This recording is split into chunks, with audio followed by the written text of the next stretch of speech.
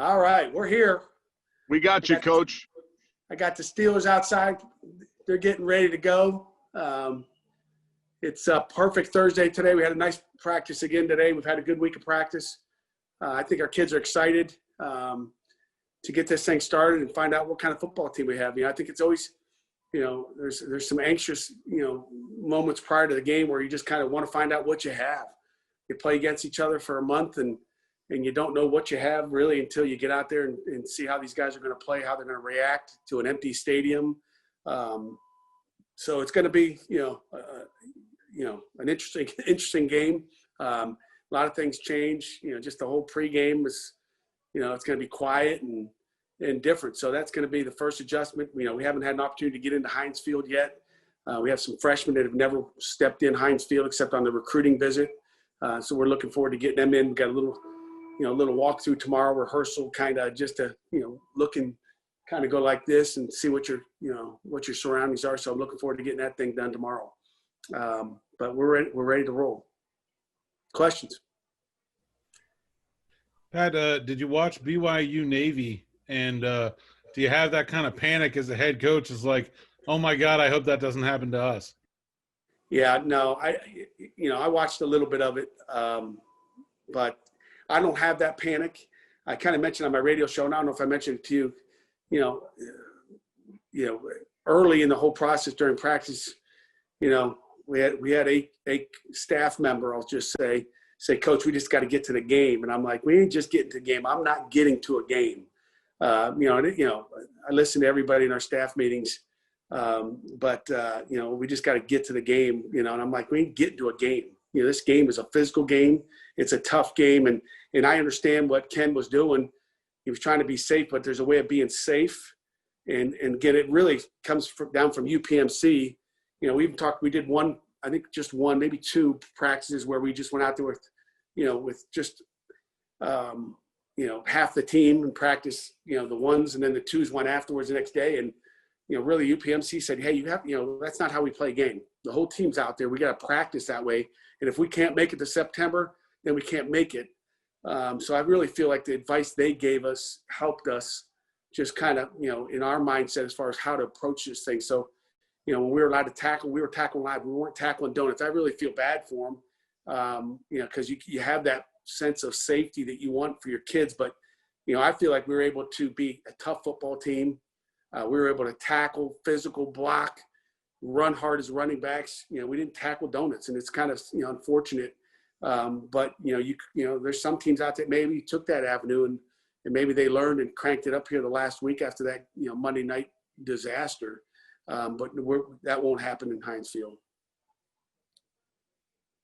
What's the policy? And I apologize if I missed this, if you've discussed it or it was announced, but what's the ACC's policy as far as what you guys have to release in terms of active players, inactive players, when you start having to deal with guys who might be positive or, potential exposure? What do you have to announce or release before the game? I don't know. That's a great question. I've never said anything. And, it's something, I guess, in the next 24 hours. We're waiting on results from Wednesday's test still. We don't have a result back yet. And then we'll test again tomorrow between noon and 2 o'clock. So I don't know. It's a great question. It's something I'll be asking as soon as I walk out of here, Chris. But it's something that I've wondered, like how are we going to do this? I don't talk about injuries. Jerry's going to be looking for injuries. That's not an injury. So, I don't know if we'll just come out with a quick statement. I don't know what we'll do, but I would guess we probably wouldn't. I don't want to really do it till game time, for all those gamblers. I don't want to assist gambling. Don't you have to put your money down? Don't you have to put your money down before the game? You can't make a bet out, in the first quarter, can you? So to me, it's one of the reasons we don't talk injuries. We tell our kids all the time is there's gambling. It's legalized more than it's ever been. And, we don't want our kids gambling. We don't want parents gambling. And again, I think if some key players are out, that maybe you go, what's that spread again? We're not dealing with that. Pat, you mentioned you guys haven't received the results from Wednesday's test. How did Sunday's go? It went good. It went real good. So, like I said, I'm not going to talk about all the results. We feel good but it's still scary. And again, I hate going into another test. And, if we test on Friday, we test on Friday and we got a 4 o'clock game and it's 1 o'clock on Saturday. Are we going to know? Like I don't like it at all. We need some rapid testing. I think it has to happen really quick, or there's going to be some anxious players. And I don't think it's good I don't think it's good for anybody. I don't think it's good. I'm going to have an ulcer after game 2. So I'm a worry wart. I worry about everything. And you just want to, this is one thing we've never had to worry about. Now you got to worry about this. But they are going to give you results before the game starts. They're not going to come to you at halftime and say, so-and-so, has a positive, are they? Jerry, I have no idea. I sure hope not. I would hope the game would be delayed. Okay, I'm sure ESPN or the ACC network would love that. I would hope the game would be delayed, but we can't put anybody out there that's going to risk anybody else's health. Player safety has got to be the key. So I would imagine the game's going to be delayed. We can't say, well, they didn't get the results back in time. But again, this is uncharted territory. We have no idea. There's a lot of things I wish I could tell you, but I have no idea. These things change daily as far as what's going on. And, there's a lot of things, there's a lot of things to think about. I come up with new questions for the doctors, at least every other day, if not every other or every day. There's just different stuff that goes on. It's like, well, what happens if this happens? There's just, and I won't get into details. I may get into details later with you about this, but I won't get into details right now. You mentioned that, I guess, tomorrow's testing is between noon and 2. Was that around the same time that yesterday's testing happened? And I guess just trying to get a timeline of how long you guys are really waiting for the. Yeah, I'll be saying a couple rosaries tonight. Wednesday's test was in the morning. We did it before practice. So I would say we tested Wednesday, John, about, again, everybody, it's staggered. So, I was the first one in at 6:30 in the morning. And then, I think, between 6:30 and 7, all our staff is done, at least our coaching staff and GAs. Everybody's got worried about practice. And then we put the players in there and we actually flipped our meetings. So we had, offense test, defense meets, and then we flipped it. So it was done probably before 8 o'clock. We still don't have those results. Now that's through BioReference in New Jersey. Again, the Friday's test will be Mako. And, again, it's a fast turnaround, really is. But I guess, we test, they throw them all on a plane, private plane, and they're off. I think Mako's out of North Carolina, and they'll zip down there and figure it out. I hope they're right. I hope the results are right. The decision between which kind of testing people you guys are using, is that done by the ACC, or is that Pitt deciding, hey, we'll use Mako Friday, we'll use BioReference, whatever? Mako is through the ACC. They test the ACC test everybody. Mako's doing Austin people test in the hangar at Pittsburgh Airport. When they get here, I guess the results, they're going to take both of them and shoot them down. So I hope they get early. I hope that plane's not delayed, or could delay the results even more. So, there's so many things that could change. I told Coach LaSalle, we'll drive those things down if we have to. We'll get a GA to drive them down to North Carolina. We'll get them there quickly so we can find out. And then, each university has their own testing agency. Again, we tagged along with the Steelers. If you drove by, the Steeler building here, you'd see that there's a lab right out in front of their building that their kids, their players, their men test every day in, and we're kind of going along with BioReference. So it's kind of each university for the Sunday, Wednesday test picks their company that they want to use, that they set a contract with. Now wait here, guys. How long did it take? Go ahead, Jerry. How long did it take you to get Sunday's results back, Pat? They drag back. I don't even know. They're all running together, Jerry, but we knew Sunday before, I think Sunday we found out no later. But again, here's the deal on Sunday. Okay. There's so, Sunday, usually we bring our kids in the afternoon, let's just say, we play, Boston College, and, we're not going to bring the guys, we get back from Boston College, let's say it's a night game, we get back at 1 o'clock in the morning. We don't bring our kids back Sunday morning. So we try to give them the afternoon, let them have the morning to go to church and do what they normally do on a Sunday. So, we knew they'd be a little later on Sunday, and I think we'll probably keep it the same. And I let the kids know this, say, we'll get the results back quicker if I bring you in early Sunday morning. But the results had to be done by 11 a.m. on Sunday to get to New Jersey on Sunday. And I was like, well, I didn't want to change our schedule and get our kids to all come in early and not give them any time. They need, you talk about, their student athletes, they have a life. I want to make sure we're not waking them up early. We wake them up every morning early. Sunday's that one morning they can sleep in. They'll have a 9 o'clock wake up on Saturday. So the weekends are the weekends. They're young kids. And so we didn't change our schedule. So they probably didn't leave here until Monday. So we got those, I want to say Tuesday afternoon. We had most of them Tuesday afternoon. We've tried to say, hey, this is the players' bag. Here's a box. This is all the players. This is all the coaches. I don't care about the coaches. I want our players to feel easy and get their results back as quickly as possible. If I have a player that texts me, Coach, did you get my results yet? As soon as I get his, I'm personally texting kids just so they can rest easy that they're good. And it's anxious moments for these poor kids. It's hard. 3 times a week they're waiting to see if they're good, if they got the cooties. So it's not easy. Now, do you feel like even with all this, once you get that first hit or first series, do you anticipate it to be like a normal game, at least what happens on the field?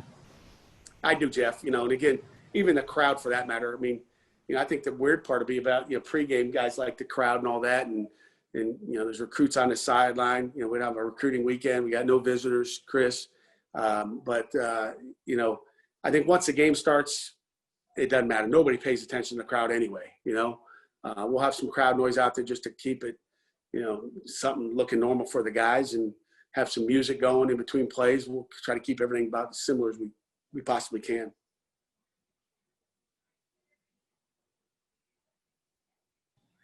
Pat, with the with Austin Peay and the way they run the football, a lot of that forces a lot of edge players to have to be more patient often when you're talking about triple option and considering different things. What kind of stuff have you guys worked on to kind of prepare your front to kind of still be aggressive but also be disciplined against that kind of a run game? Yeah, Chris, we've gone against those type of teams before in the past, and shoot, I think we beat Georgia Tech 3 out of 4 years. Probably should have beat them 4 out of 4. But we just got to go into a different mode, and you have to slow down a little bit.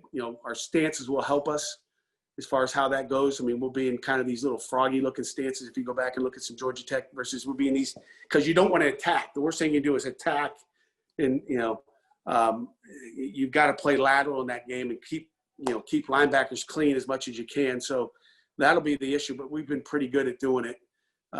It's not foreign to our coaches or our players. And again, we did it just last year against Duke, thank God. And so it's, it's even, in that bank as well. And again, it's a little bit different than the Georgia Tech stuff and the Duke stuff that they replicated, because it's all shotgun. It's, and again, here's the thing I say about it is, they're not an option team. Okay. They're not Georgia Tech. They're not an option team. So you waste time doing that. We waste time. We got some good stuff for it. And I feel good about our package. And how about defensively? Cordell Jackson, obviously, I think he had 7 picks last year. What stands out to you about them on defense? He's a football player. Cordell's he's a football player. He pops off the tape. He popped off the TV. In their opener, you just kind of go, who's 13? Look at his, stuff. He's a football player. He's, I think he could probably play anywhere in the country, to be honest with you. He really stands out as a football player for them. Number 44, their D tackle. I think it's a weird first, Jason Smith, maybe. He's a dude up front. He's tough. He did not play last week. So he's, biting at the bit to get out here. And again, they're going to play their Super Bowl. This is a bowl game for them. They get 3 games. I've let our kids know that. You guys know we've been in tight games. We've got to play a darn good football game to beat these guys. Nothing's easy. Nothing's given. Coach, is your game day speech different? You said the kids are stressed about their tests. I know we talked to a lot of other parents not being able to come for the first time in years. And is your game day speech and leading up to it different because of everything going on? I haven't even thought about it yet, Kelly. You're way ahead. You're thinking about the game day speech. It's only Thursday. What is it? Thursday, 2 o'clock, 1 o'clock. I never thought about it. But I would say it's not going to be any different. It's not about the parents. It's about the guys in that room. I just got to make sure I don't spit. Sometimes I got to wear this mask, and I got to make sure I don't spit on game day, because I get excited. I scream and probably, the guys in the front row normally would get sprayed. So I got to make sure that doesn't happen. Maybe I got to wear a big shield for that. Pat, during the week, like Miami plays tonight, how much do you pay attention to other games and watch football during the week? If it's a later game and it's a night that we got off, I mean, this week has been a little bit easier than a normal week. Next week, I won't get to watch much at all. But this week, I'll be popping in on that game tonight. Again, just because we were ahead on Austin Peay and we didn't have to grind into the wee hours of the evenings. But next week it'll be totally different. We're usually, shoot, for the last 20 years, I've always been home on a Thursday night football. I've always enjoyed Thursday night football. Usually, back when I was a D coordinator, I'd be working my game plan. I'd type up my game plan myself on my laptop and get distracted by the TV. It was always watch TV and do a game plan. As a head coach, then I'm working on other stuff, watching video, whatever it may be, watching practice tape, and watching the game at the same time. So multitasking, I'm watching football games anytime I'm home. My kids and my wife know that they're putting on the game for me. When I walk through the door, it's on. Pat, there's some guys in this squad that I think should be at least pretty familiar to you guys you've seen before. Damian Barber was with Penn State. And I think another one of their defensive linemen came from Duke. They've got an Ohio State D1 bounce back at running back. Is that different? I mean, you have a lot of experience with FCS level football. Is that a relatively new thing to you that you draw an FCS team and you've got maybe a half a dozen former Power 5 guys on that team? And I don't know, what's your thoughts about that as a guy with pretty long association with a couple of FCS programs? Yeah, it's nothing new. I think there's more of them. I think there's, the portal, as you guys know, the last 2 years, I guess, is, there's more guys in the portal. There's more availability. But even when I was coaching at Rhode Island, we had we had a kid named Travis McGuire from Massillon High School, committed to Ohio State out of Massillon High School. He played tailback for us at Rhode Island. We had I don't remember all the names. We had a transfer tailback, I forget his name, from Clemson. We had a kid named Ken Mastroli, a quarterback at Maryland that was a quarterback for us at Rhode Island. So, that's been going on for years and years. There was no portal. Sometimes they have to sit out the old days. And, there wasn't many grad transfers. So that's been going on for years. And, I think you're always trying to get a few of those if there's somebody who can help you program. James, the tailback from Clemson was James. Golly, I could see his face, a big son of a gun. James, not James Jackson, maybe James Jackson, but. Pat, you talked early in the week. Sorry, Jeff. You talked earlier in the week about how you wanted to see how Marcus Williams and Devin Danielson and a few other guys approached this game week as being starters. How have you seen their progress throughout all that? Yeah, I mean they've done a nice job, and Danielson's been good. David Green's been good. And Tyler Bentley's been really good. And Kalijah Cansey is a guy that's, he's kind of an electric guy that you may watch more of him on a third down. Maybe not a run stopper right now, but he's a pass rushing specialist, kind of like Jalen Twyman. He's got a little bit of that twitch to him. So those guys are, they've had a good week of practice. They've adjusted to a game plan. It's like I tell them, hey, you're not playing Pittsburgh. You're playing, this is game week. This is, game conditions. It's adjusting to a different offense every week, whether it's the option or what every offense is a little bit different. Even though they're an 11 personnel team, 3 wideouts and a tight end and running back, they're always doing something different. So there's always an adjustment. There's different checks on the defensive line. There's different things they have to listen to weekly that are different. Pat, obviously Jimmy gets a lot of attention in the middle, but Hargrove and Cradle, what kind of job have you seen them do, and what are expectations for them on either side of Jimmy?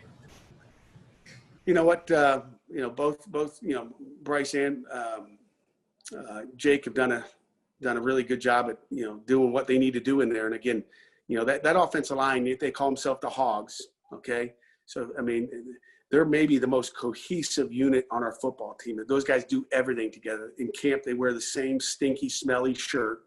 They had a passion shirt this year. And they got they're into their doing, this is their little sign. They're Hogs, and And I won't get into why it's that and what it is, but their big thing has been passion. They've had their little motto going into camp, like a bunch of skill guys. But Bryce and Jake have done a great job inside. Matt Gonsalves will probably be the first guard in both spots there at this point, and be able to help out for us. Pat, on previous Thursdays, you've always said that the Hayes and the barn were ready to go. Given the truncated spring practice, the quarantine, and the problems you've had getting the team together this summer, what's the readiness of this team now compared to what it's been in previous seasons on a Thursday? It's exactly where we've been. It's a good question, Jerry. I don't feel like we're off at all. And like I said, you talked about, Navy and BYU game, and Ken, I won't even try to pronounce his last name. But we're ready. We're ready just like we were for any other opener. Our preparation's been the same. I mean, as a head football coach, you have a plan as far as this is what we're going to do. We had an extra week. We got the amount of practices in that we needed. We're not like short going, hey, we're going to an opener with only 19 practices. You listen to some of the things that are happening down at Tennessee, and then who else canceled a game this week because they don't have enough. Was it Temple saying we didn't have enough practice days in? We got to get more practice. I feel good with where we are. I feel we're right on track. This team is as ready as they were last year or the year before. And that's a tribute to our staff. That's a tribute to our doctors, our trainers, and everybody. And it's a major tribute to our kids of believing in what we're doing, how we're doing it, and trusting that we're doing things right. Do you have any final questions for Coach? No? Well, then we thank everybody for joining us. Coach, thanks for your time. All right, guys, have a good one. We'll see you Saturday. Hayes in the barn, Jerry.